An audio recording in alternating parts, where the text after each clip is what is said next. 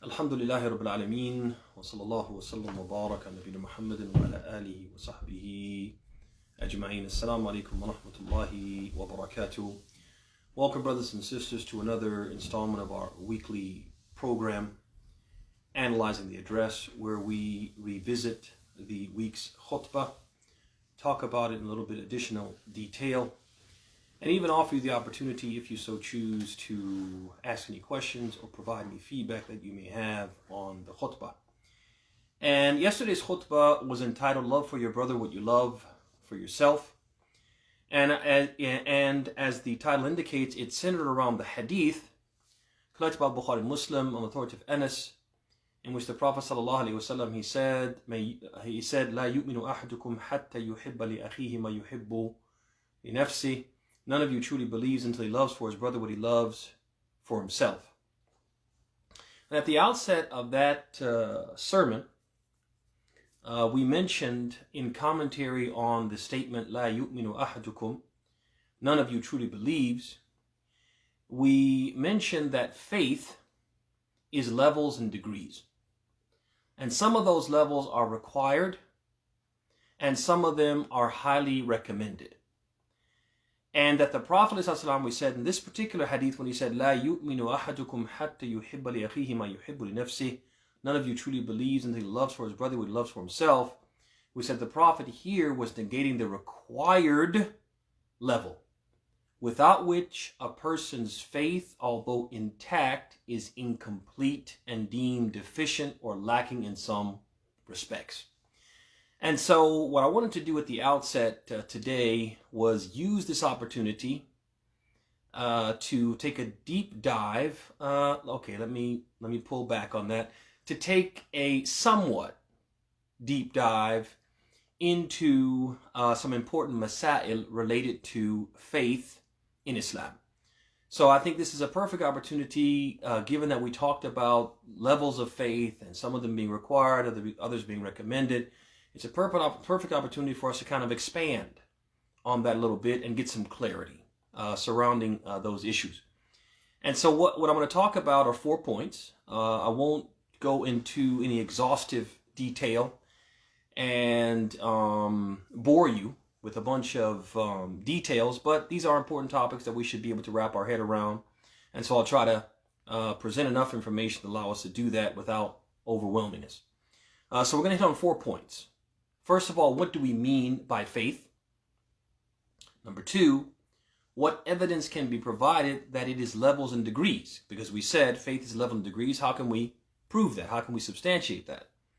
Number 3, what is the difference between al-iman al-kamil al-wajib, the required complete faith, and al-iman al-kamil mustahab, the recommended complete faith? And last but not least, what is the evidence that the Prophet intended the required level when he said, La yu'minu ahadukum hatta yuhibba li akhihi ma yuhibbu li nafsi. None of you truly believes until he loves for his brother what he loves for himself. So I want to hit on those 4 points, and we'll do that inshallah ta'ala bi shay'in min al-bast. So first of all, it's important for us to note as believers that faith is not merely i'tiqad. It is not merely certainty and conviction regarding certain theological beliefs. It's not just that there are certain things that we believe theologically. If you believe in those and you're convinced of those, you're a believer. That's not all that faith is. That is an integral part of faith, but it is not the end-all, be-all of faith. But faith is also, in addition to al-i'tiqad, what we're supposed to believe, our theology, faith is also qawlun wa amal. It is also statements and actions, words and deeds. Statements of the tongue. Things that we say that indicate that we believe. And statements of the what? Of the heart. Responses, approval or disapproval of the heart of certain things that believers should approve of and disapprove of. It is also deeds. Deeds of the heart. Actions that the heart performs, emotions that the heart harbors. and deeds of the limbs, actual physical acts that we do that indicate that we believe, like a salat, prayer, like a siyam, fasting, like a zakat, giving charity, obligatory charity, and so on. And this is evidence, the fact that faith is not just i'tiqad, but it's also qawlun wa amal. It is also statements and deeds. Statements and actions, words and deeds. This is evidenced by the hadith. Collected by Imam Muslim on the authority of Abu Hurairah, in which the Prophet sallallahu alayhi wa ala alihi wa sallam, he said, Al-imanu bid'un wa sab'una aw bid'un wa sittuna shu'bah. فأفضلها قول لا إله إلا الله وأدناها إماطة الأذى عن الطريق والحياء شعبة من الإيمان. So he says, sallallahu alaihi wasallam, what means faith is 70 some odd or 60 some odd branches. The greatest in significance and standing is the statement La ilaha illallah. And the least in significance and standing is removing something harmful from the road. And modesty is a branch of faith. So in this hadith, the Prophet sallallahu alaihi wasallam indicated that faith encompasses statements and actions, and he cited as an example. He cited as an example the statement, what? La ilaha illallah. He said, faith is 70 some odd or 60 some odd branches. The most significant, the greatest in importance is the statement, he said, La ilaha illallah. He made the statement, La ilaha illallah, from the branches of faith. And he said, he also mentioned actions. And he cited as an example, imatatul adha an tariq, removing something harmful or hazardous from the road. And so this teaches us, right off the bat, that statements and actions are part of faith, part of what faith is, part of what constitutes believing or being a believer. And the previous hadith also teaches us that faith is what? Is levels and degrees. Because the Prophet said, bid'un wa sab'una or bid'un wa sittun. He said 70 some odd or 60 some odd branches. Meaning not simply one branch or a single metaphysical mass which is either absolutely present or absolutely absent. You have it or you don't. You either have all of it or you have none of it. That's not what the Prophet is telling us. He said, no. Faith is what? It's branches. It's parts. It's like a pie with different what? With different slices. It's like a tree with branches. And the more branches you have, the more faith you have. The less you have, the less faith you have. But it's not something that if you have all of, you either have all of it or you have none of it. It's what? It's levels and what? And degrees. He also teaches us that these branches are not equal in significance, level and degree. Like we said in the khutbah, levels and degrees. They're not equal. Because he said, afdaluha, the greatest in significance and standing. La ilaha illallah. In another version he said, a'laha, the highest of them. Right? In highest of them in terms of what? In terms of level and degree. La ilaha illallah. Then he said, adnaha, the lowest of them. The least in terms of significance, imatatul adha an tariq, removing something harmful from the road, indicating that what? This is the highest, this is the lowest, and there are other levels in between that he did not mention, but they are there. طيب. So that leads us to the let me complete that before we get to the third point, which was what is the difference between al-iman al-kamil al-wajib wal iman al-kamil mustahab. So I want to complete and come full circle on the levels and degrees. So the Prophet ﷺ, in the aforementioned hadith, he also alluded to the two levels of faith in terms of their mandatory nature or lack thereof. Because we talked about required versus recommended. So where do we get that from? The hadith also points to that as well, that some levels of faith, some of these levels of faith that he mentioned, some of them are required. And some of them are recommended. The Prophet alluded to that by what? By the examples he cited. So he mentioned an obligatory, a required example, La ilaha illallah. So there are some branches of faith, some levels of belief which are required, like what? Like testifying that there is no deity worthy of worship except Allah, testifying to the oneness of Allah, and that He alone has the right to be singled out in all matters which are exclusive to Him. That Allah subhanahu wa ta'ala has the right to be singled out in all matters that are exclusive to Him. This is a required level of faith. And even these required levels of faith, they're also what? Degrees. Some of them are more obligatory than others. And some of them, failing to fulfill them, the consequences and impact is greater than failing to fulfill other ones. And I'll give you an example just to clarify. But just to reiterate before I give the clarifying example, that basically the hadith, the Prophet is teaching us implicitly that these levels and degrees are not equal in terms of their mandatory nature or lack thereof. Some of them are mandatory and some of them are recommended. And the proof for that, or the indication of that, is the examples that he gave. He mentioned something which is absolutely mandatory. Without it, there is no faith at all. Then he mentioned something which is merely recommended, which is removing something harmful from the road, as if to say that these levels and degrees, some of them are mandatory and some of them are recommended, but they're all from what? They're all from faith. Now, even the mandatory ones, brothers and sisters, even the mandatory levels of faith, they're not equal, in the sense that some of them are more mandatory than the other ones. And the implications of them are greater and severe. The consequences for failing to fulfill them are greater and severe, or they may be greater in severity than failing to fulfill or comply with the others. And I'll give an example. Let's take the example of a Siyam Ramadan, fasting the month of Ramadan. This is something which it has two parts to it. Faith, as it relates to Siyam Ramadan, has two parts to it. The first part is i'tiqad wujubihi. It is believing that it is required. It is a necessity. It is a requirement. It's something mandatory that we have to do. Believing that is part of Iman, part of the Iman which is wajib. Part of the Iman that is wajib. And the implication of not fulfilling this obligatory, required level of faith is that a person will become a disbeliever. If a person said, I don't believe that we have to fast, I don't believe that fasting is required, that in essence is belying Allah. It is tantamount to belying Allah.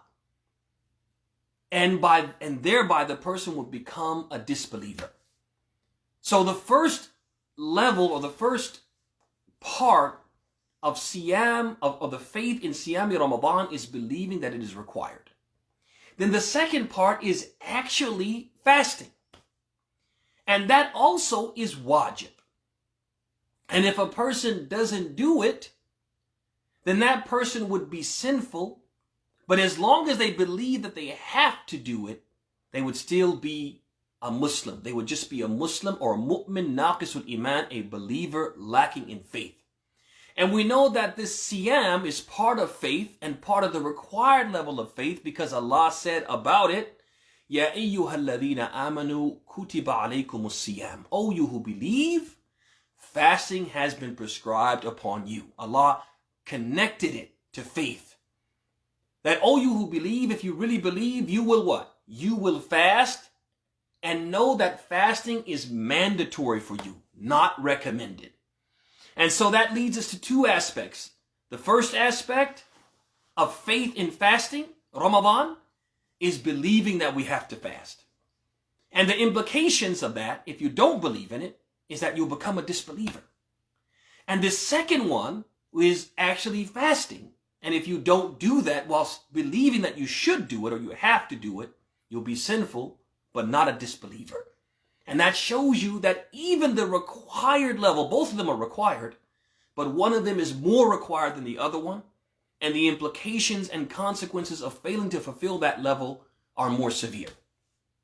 Then we come to the other level, which is the recommended level. And we know that that exists. Why? Because of the example that the Prophet gave. Imatatul adha and at-tariq. And so the Prophet basically is telling us that there are also branches of faith which are merely recommended and encouraged, like removing something harmful from the road. Which brings us to our third point that we want to hit on. And that is, what is the difference between al-iman al-kamil al-wajib wal iman al-kamil al-mustahab? What is the difference between the required complete faith and the difference between the recommended complete faith? So when we talk about the required complete faith, brothers and sisters, we're talking about those deeds.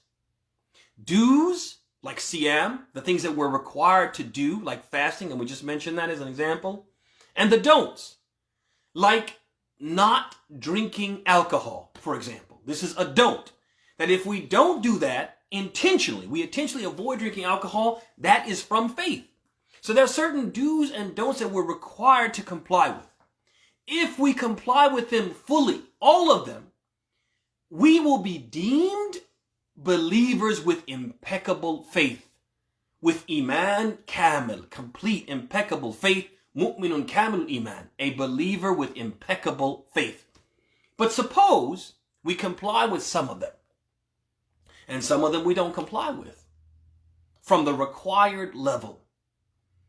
Then we will not be deemed a disbeliever. We won't leave faith, but we will be deemed mu'minina naqisi or naqisu al-iman. We'll be deemed believers who are lacking in faith, but not a disbeliever who has no faith. And I'll give you an example from the Sunnah just to illustrate what we're talking about.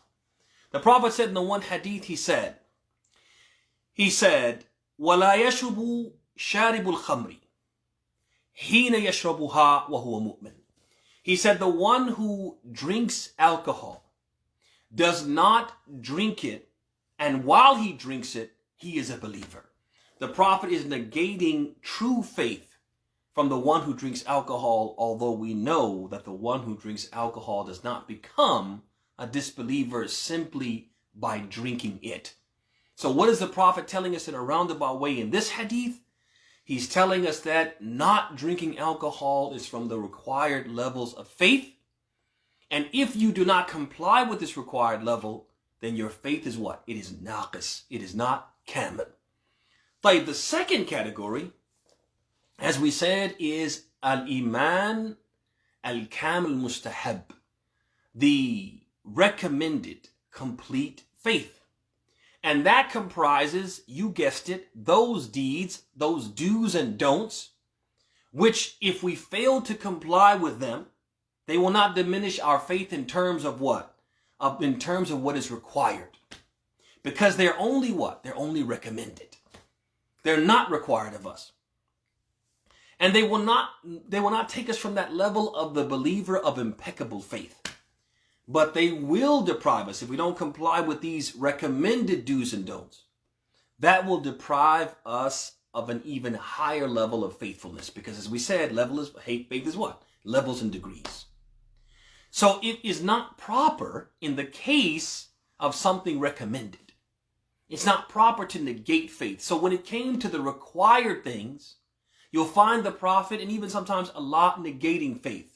He doesn't believe the one who doesn't do this. He doesn't believe the one who doesn't do this. Like the Prophet said in the one hadith, he said, La yu'min. He said, I'm trying to remember the wording of the hadith. He said, La yu'min man la yaslam jaruhu bawa'iqah. I think that's what he said. Or yaslam jaruhu min bawa'iqihi. Okay, maqala sallallahu. So basically the meaning he said, I think the wording is not quite right. I have to go back and review that now. But al-muhim, the meaning of the hadith is the Prophet said he does not believe the one who his neighbor is not safe from his harm, from his abuse. And so when the Prophet says this, it means not abusing your neighbor is from al-iman al-kamil al-wajib. So whenever we don't negate iman, we don't negate iman. Allah doesn't negate iman. The Prophet doesn't negate iman from someone who has not done something which is recommended. They only negate iman from someone who has not done something which is required. And so that's how we can differentiate between what is required and what is simply recommended. And so in that way, we answer our fourth question, which is how do we know that the Prophet was negating the required level? Because he said, لا يؤمن أحدكم حتى يحب لأخيه ما يحب لنفسه. He said, none of you truly believes until he loves for his brother what he loves for himself. So when the Prophet negates Iman, when he negates Iman from the person who doesn't do this, it means that this person is leaving off one of the required levels or required branches, I should say, of faith. Because the Prophet would not have negated Iman for a person who simply left something which was recommended. طيب, with that said, in the khutbah, after we talked about the meanings of the wording of the hadith, we mentioned another wording or version of the hadith which clarifies what the Prophet intended. And that's the version of the hadith collected by Abu Dawood and Nasa'i, in which the Prophet said, لا يؤمن أحدكم حتى يحب لأخيه من الخير ما يحب لنفسه. None of you truly believes until he loves for his brother from the good things, what he loves for himself. And we started talking after that about what that specifically means and applies to. What is the practical application of that wording? To what does it apply? How can we understand in a practical sense? And we started mentioning examples. We said, for example, it means the permissible worldly things. So, for example, you don't truly believe if, for example, you have a Muslim neighbor, for example, or just a Muslim brother that you know in the town. They don't have to live right next door to you or down the street from you, but you know them and you know that they're hungry. And you have plenty of food. You have more food than you could possibly eat in a lifetime, right? And you don't care that they are hungry, they are starving, and you don't want that they have food. You don't want to share with them the food that you have. Or if they have something from the world, you wish that they didn't have it. If they get a nice car, if they get a promotion at work, if they get married to a beautiful woman, you wish that they didn't have it. The Prophet is saying you don't believe if you don't love that they have these permissible things that you yourself would love to have for yourself. Then we gave the example of acts of obedience. That basically another thing that is included or intended by the Prophet's words here, especially when he said min al-khayr, from the good things, certainly one of the best things is acts of obedience, being obedient and doing the deeds that will draw us closer, nearer and dearer to Allah subhanahu wa ta'ala. So we love that our brothers and sisters do good, that they do more and more good and draw closer and closer to Allah subhanahu wa ta'ala, which shows that there's a problem in our faith when we get annoyed when our brothers and sisters do good, when they do good things. And this is a sad state of affairs because it exists in the Muslim community, where a person will try to make it a point to go to the mosque for every prayer. And people get annoyed. The person says, hey man, can we meet for coffee at this time? The person says, I can't make it at that time because I go to the mosque, I'm going to go to the mosque and pray. The person says, well, you don't have to go to the mosque and pray, you can pray anywhere. Why do you have to do that? Come on and spend some time together. What kind of friend are you if you don't? The person is upset and annoyed that the person is so committed to his religion that he'll turn down a date for coffee or turn down an opportunity to go out and play some football or shoot some baskets. The person is annoyed by that, angered by the fact that the person is so what? So committed. Person says, hey, they go to the store together, for example, and they go to check out. They're going to buy something, and it's priced, let's say, $25. But when it rings up, maybe there's a mix-up with the tag, and it rings up as $10. And one of the persons said, like the person's friend says, or his companion says, he says, hey, that's not supposed to be $10. I think the tag is wrong. It's supposed to be $25. The person's like, what's wrong with you, man? Why are you doing that? This is an act of obedience, but the person gets annoyed that the person wants to obey Allah, and he can't get the discount that he would have gotten if he'd have just been quiet. No, this is an act of obedience. We should love that our brother or sister does good things, does these good things. We shouldn't be annoyed by the fact that the person wants to make dhikr instead of talking about nonsense. That the person wants to pray extra prayers. That the person wants to read Quran. instead of, watching a movie. Whatever it is, we should be happy and encourage our brothers and love for them what we should love for ourselves, to do more and more acts of obedience. Another example we gave in the khutbah was not wanting others to be like us if we're negligent. And it's another problem. Misery loves company. I'm not the greatest Muslim, and I don't want you to be the greatest Muslim either. I do these bad things. I want you to do these bad things with me. No, we shouldn't be like that. The Prophet is saying we don't believe if we take this approach.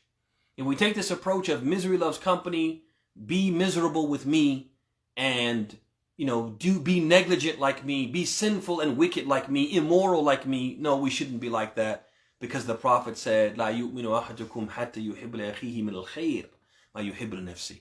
None of you truly believes until he loves for his brother what he loves for himself. So if we do wrong, then we should advise our brother not to be like us. And this is important because a lot of people think that if you do something wrong, you can't advise people not to do that wrong thing. And they'll even say you're being a hypocrite by doing that. No. Because there's lots of evidence, and one of the pieces of evidence that support this is this hadith, is that if you're doing wrong, you shouldn't encourage people to do wrong like you do, but you should encourage them to do right. And this is one of the proofs for that, because the Prophet said you have to love for your brother what you love for yourself of the good things, and certainly one of the good things is not being negligent. But another one that we mentioned, or the fourth one that we mentioned in the khutbah, was hating for others what we hate for ourselves.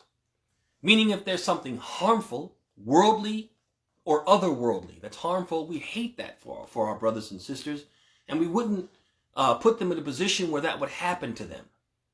So for example, if you know that there's someone who's not trustworthy, and he gets into these business dealings, he offers people an opportunity to invest in certain things, and then he cheats them. He takes them for a ride, and they end up losing big, and then he just kind of disappears or fades into the darkness, whatever. And these other people are left to pick up the pieces of their financial lives that have been ruined by this person's treachery. And we know about this person. And we would hate that if somebody else knew about his treachery and we didn't know, and we trusted the person because he's Muslim and he seems sincere, and then he cheated us and other people knew about it and they didn't tell us, we would hate that. So just like we would hate that for ourselves, we have to hate it for others. And so if you know that there's someone who's a bad dude, then you tell people about it. You warn people about it.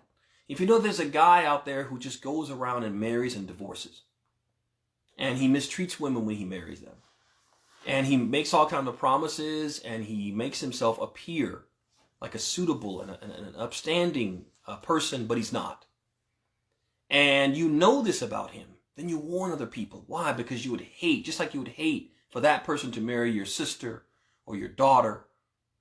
You should hate that for other people, that he would marry someone's sister or daughter and do them dirty, so to speak. So these are some of the examples we gave in the khutbah.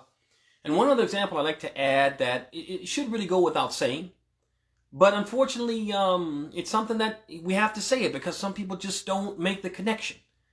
And that is that the meaning of the hadith also encompasses treating others as you yourself would like to be treated. And this is evidenced not just by the hadith. The hadith is pretty clear about that. But in addition to that, we have another hadith collected by Muslim on the thoughts of Abd'Llah ibn Amr, in which the Prophet ﷺ, he said, فَمَنْ أَحَبَّ أَنْ يُزَحْزَحَ عَنِ النَّارِ وَيُدْخَلَ الْجَنَّةَ فَلْتَأْتِي مَنِيَّتُهُ وَهُوَ يُؤْمِنُ بِاللَّهِ وَالْيَوْمِ الْآخِرِ وَلْيَأْتِي إِلَى النَّاسِ مَا يُحِبُّ أَنْ يُؤْتَى إِلَيْهِ. He said in this hadith, the Prophet ﷺ, what means, so whoever desires to be far removed from the fire and entered into paradise, then let death come to him while he believes in Allah and the last day. And let him also treat people as he himself would like to be treated. Let him also treat people as he himself would like to be treated. And so this includes things like basic courtesy, brothers and sisters. Basic courtesy. Being considerate. There are things that unfortunately we do as Muslims in our community to each other that we would hate to be done to us. We come to a crowded parking lot on Jumu'ah and we don't find a legal space, so we park illegally. We block people in, we go inside, we pray, and we take our time coming out. And there are people who have to get to work. There are people who maybe have a sick child at home. There may be people who have other needs that they have to leave, and we're keeping them from leaving. And we don't care. And if the situation was reversed, we wouldn't like that. We wouldn't like to be treated like that. Sometimes the way that we talk to each other, the way that we deal with each other, and the way that we look at each other and categorize each other and stereotype each other based upon race, based upon ethnicity, based upon nationality, etc. These are things that if it were done to us, discrimination. If it were done to us, we wouldn't like it. How people sometimes mistreat, in the community, in the Muslim communities, mistreat people because they're committed, because they're religious. They're treated differently and they're treated poorly because they're committed. These are things that the Prophet is telling us we don't believe if we do those things. And I'll give an example. I'm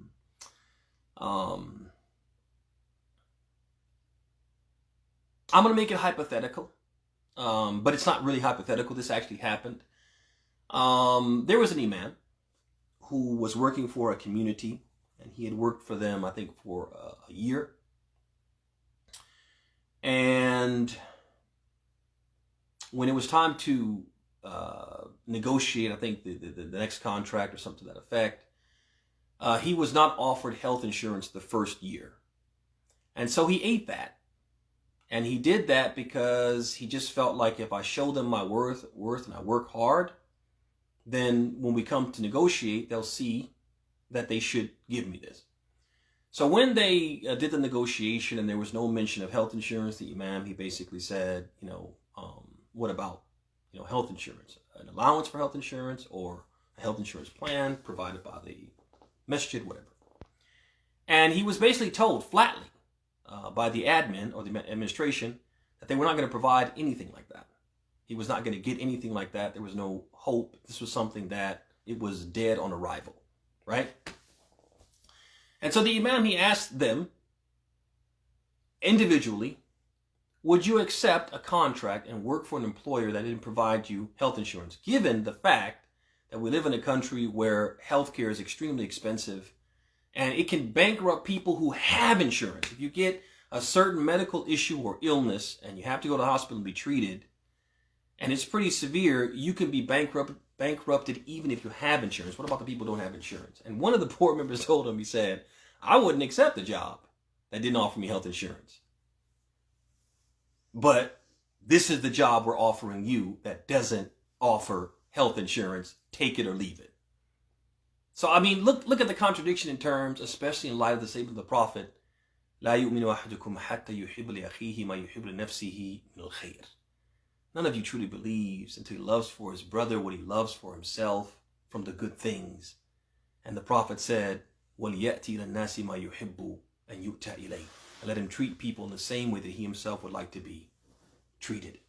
طيب, ثم بعد ذلك, we close the khutbah by mentioning how, we mentioned the statement of Ibn Salah in which he said that many people think, or some people might think, that this is something very difficult. This quality of loving for your brother what you love for yourself. It's a very difficult thing to do, and how can it be done? And he said it's not difficult for al-qalb as-salim. It's not difficult for the pure heart, the clean heart. He said it's only difficult for al-qalb ad-daghil. He said it's only difficult for the heart that is foul and corrupted. And we said that what that teaches us, in other words, what Ibn Salah is saying, rahimahullah ta'ala, is that in order for us to achieve this quality, we have to first purify our hearts of things like treachery, hatred, malice, and jealousy towards our Muslim brothers, because these qualities will make us not only hate that any good comes to the one that we have these feelings toward, but also it will also lead us to find pleasure in their suffering. Not only do we not want any good to come to them, but when bad comes to them, we what? We find pleasure in that, and that's very evil.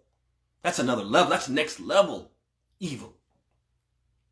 And so we went on to say that if we understand this, that we can't achieve this quality unless we purify our hearts of these ill feelings and ill will towards our fellow Muslims. We understand that purifying our hearts from this ill will is required, because if we can't fulfill a requirement except with another matter, that other matter becomes required as well. There's a qaida shari'iyya, ma la yatimmu al-wajib illa bihi fahuwa wajib. There's this religious maxim in our religion that says that if the fulfillment of an obligation is predicated on another matter, that other matter becomes an obligation as well. And so, to come full circle and to bring it to a close, one of the questions that is probably on everybody's mind is how? What are some practical pointers that you can give, if you can give any, that will help us to try to develop this quality? It's not easy for some of us, and there are reasons why it's not easy for some of us. Some of us, it's not easy for us because of how people have done us within and without the Muslim community. And so because you've been mistreated by certain people, naturally, you become defensive, you become maybe even vindictive, you become embittered, there may be some acrimony, and you don't want to love for somebody these good things when they have maybe deprived you or mistreated you, etc. And some of us may not be able to do this just because of our upbringing, may not be able to do this because of our level of faith, may not be able to do this because of how we look at the world around us and the status that we give to some of the material things, etc. So I'm going to give a few pointers, not an exhaustive list, but just a few things that we can try to do to help us be able to develop this quality, which is, again, brothers and sisters, from the required level of faith. It's not something just recommended, it's something required, something that we have to try to inculcate. We have to try to embody if we can. So the first one is that we have to try our best when it comes to the Muslims, to the believers, to foster love for our brothers and sisters in faith. We have to really work on that. Work on being the people who love for Allah and love the people who Allah loves and love the party of Allah, the believers. As the Prophet said in the hadith, we do this, our whole interaction and dealing with other people simply because they believe will be different. And the Prophet described how it will be when he said, مَثَلُ الْمُؤْمِنِينَ في توادهم وتراحمهم وتعاطفهم كمثل الجسد الواحد إذا اشتكى منه عضو تداعى له سائر الجسد بالسهر والحمى. He said in the hadith, he said the likeness of the true believers in terms of their mutual fellowship, their compassion, and their fellow feeling towards one another is the likeness of a single body. If one part of it feels pain, the rest of it comes to its aid in terms of sleeplessness and fever. When you feel this way about other believers, just like you feel about other parts of your body, you want your whole body to do well. If you feel this way about other believers, you really love them, you'll want them to do well. And so this is one of the things we have to work on, fostering this love. And it's not easy. It's not easy. And unfortunately, some believers themselves make it difficult. But it's something we have to work on and strive for. The second one is that we have to work on not being overly concerned with worldly things. See, when you put too much stock and value in the worldly things, then yeah, it's hard for you to see somebody, as they say, come up. It's hard for you to see somebody in a nice car, a nice house, have a nice job, have a good income, have a nice family. If you don't have those things, it's hard for you if you love the dunya. If you're too attached to the dunya. So we got to work on that. We got to work on breaking that attachment, minimizing that attachment, and caring less, if at all, about what? About worldly things. If you do that, yeah, you're happy. If that person gets this and gets that, you don't care. You're indifferent. And your indifference allows you to what? To love that they what? If that's what makes them happy, if that's what makes them comfortable, alhamdulillah. Then number 3, we have to make faith and having the best possible relationship with Allah subhanahu wa ta'ala, we have to make that our number 1 concern. We have to make that paramount. We have to do that. Because especially when we consider those situations where someone has wronged you, someone has mistreated you. And the natural tendency is to what? To want to get back at that person. To get your revenge. To avenge yourself, right? But if you make Allah's pleasure your number 1 concern, I'll do anything to please Allah. Then when the Prophet says, "La yu'minu ahadukum hatta yuhibba li akhihi," and that includes, akhihi is general, his brother is general, his sister is general. Those who you like and those who you don't like from your brothers and sisters. Those who've been good to you and those who've been bad to you from your brothers and sisters. Those who look like you and don't look like you from your brothers and sisters. Those who speak your language, they share your ethnicity, and those who don't. Akhi is what? Is general, your Muslim brother. So when we look at it like that, I just want to please Allah. Then what happens? Then we do it because it's going to please Allah. We don't do it for the person. We do it in spite of the person.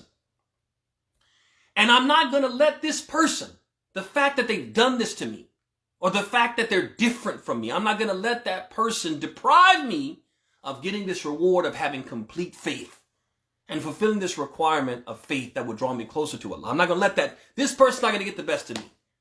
And they're actually going to get the best of you if you let them.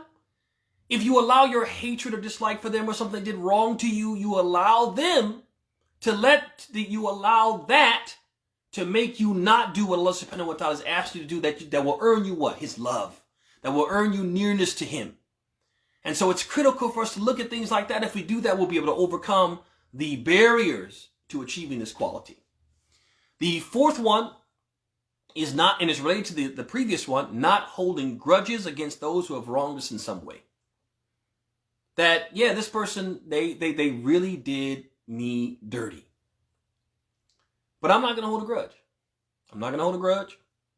And I'm going to continue to do what I'm supposed to do, love for them in terms of smiling at them, speaking to them kindly and respectfully, even though they don't speak to me respectfully. I'm going to keep doing that. Why? Because I'm going to get the reward from Allah.